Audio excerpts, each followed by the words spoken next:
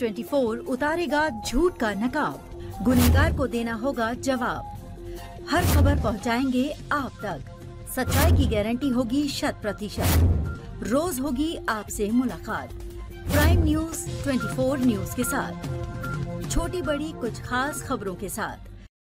नमस्कार, मैं अंजना और आप देख रहे हैं प्राइम न्यूज 24। आइए रुक करते हैं आज की बड़ी खबर की ओर। धनबाद प्रेस क्लब ने गांधी सेवा सदन में एक महत्वपूर्ण बैठक आयोजित की, जिसमें पत्रकारों पर हमले के मामले में गिरफ्तारी नहीं होने पर चर्चा की गई। यह हमला रणधीर वर्मा चौक पर हुआ था, जब कांग्रेस के नेता राशिद राजा अंसारी, उनके बेटे और भाइयों ने पत्रकारों पर हमला किया था।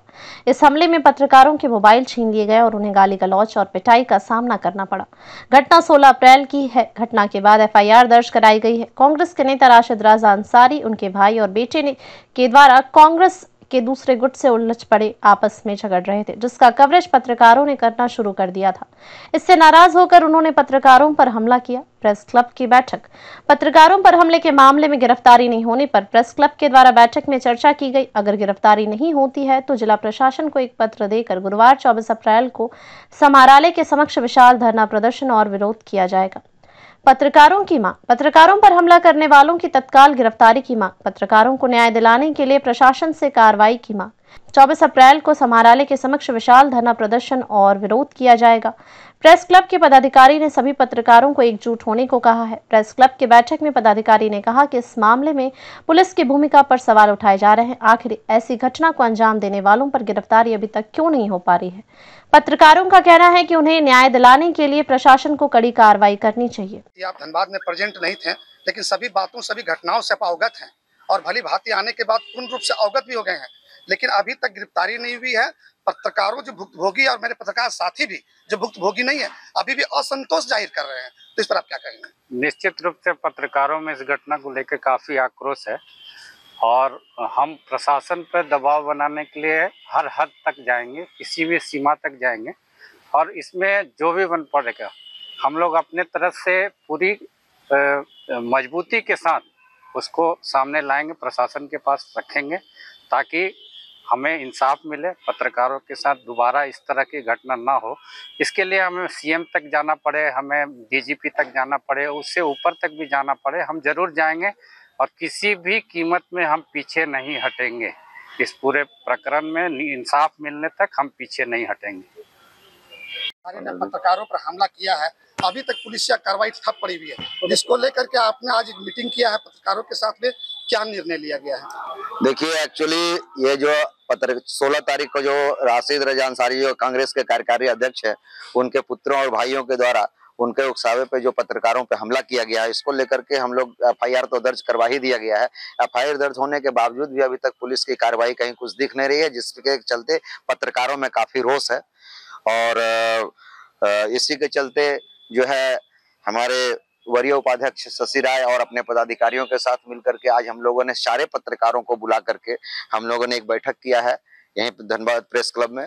तो ये निर्णय लिया गया है कि हम लोग बृहस्पतिवार को जो है समाहरणालय के पास माने SSP और DC के प्रशासन के खिलाफ हम लोग जो है बृहद धरना प्रदर्शन करेंगे, जिसमें कि मतलब धनबाद के सारे पत्रकार, इसके अलावा हम लोग प्रयास करेंगे कि वो हमारे जितने भी कोयलांचल क्षेत्र, बोकारो, गिरिडीह, जामताड़ा, देवघर, इस क्षेत्र के जो भी हमारे पत्रकार हैं, सब भाई बंधु इसमें शामिल होकर इस बृहद धरना प्रदर्शन को सफल बनावे।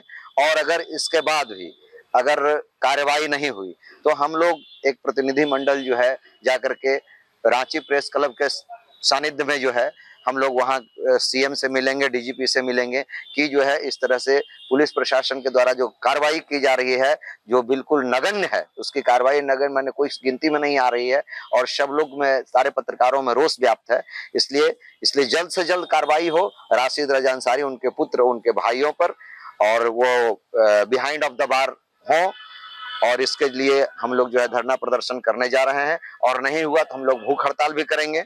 मैंने आगे जो भी हम लोगों को करना पड़ेगा निश्चित रूप से हम इस पर करेंगे। पत्रकार की संख्या बल देखी जाएगी उस समय। निश्चित रूप से जब हम लोग बृहद धरना करने जा रहे हैं तो ऐसे में चाहेंगे कि जो पत्रकार, देखिए पत्रकार का भी काम है, इस चीज को आपको समझना पड़ेगा। बिल्कुल काम खत्म करके, काम रोक करके वो धरना प्रदर्शन में आना उनके लिए भी पॉसिबिलिटीज नहीं बनती है। तो ये नहीं कहेंगे कि हाँ सब लोग उठ करके आ जाएंगे। जिनका जिनका मुख्य काम है जो नहीं छोड़ा जा सकता है उनको तो वो काम करना ही पड़ेगा, ये तो तय है।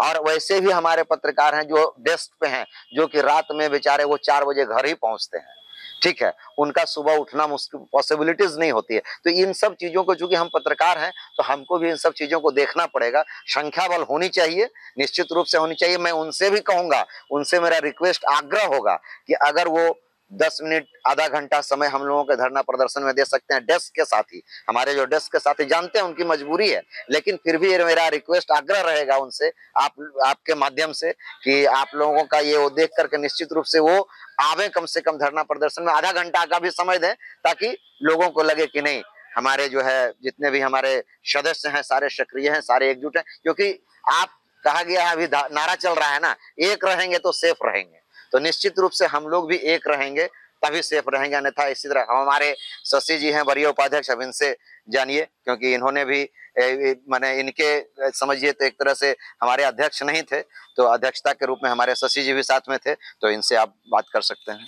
अब तक के लिए बस इतना ही, फिर मिलते हैं एक ऐसी ही बड़ी खबर के साथ। तब तक के लिए नमस्कार और देखते रहिए प्राइम न्यूज़ 24। अगर आपको ये वीडियो पसंद आई हो तो इसे लाइक करें व शेयर करें। ऐसी लेटेस्ट अपडेट पाने के लिए बेल आइकन को प्रेस करना ना भूलें। अगर आप हमें फेसबुक या फिर इंस्टा के माध्यम से देख रहे हैं तो हमारे पेज को फॉलो जरूर करें। धन्यवाद।